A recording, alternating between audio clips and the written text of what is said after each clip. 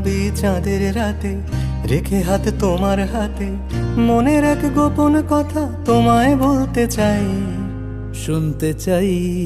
কিন্তু তারপরে আর গানের কথা মনে নাই। হায় হায় তারপরে আর গানের কথা মনে নাই।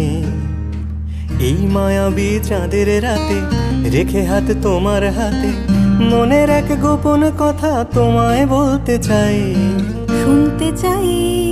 কিন্তু তারপরে আর গানের কথা মনে নাই। হায় হায় তারপরে আর গানের কথা মনে নাই। কিন্তু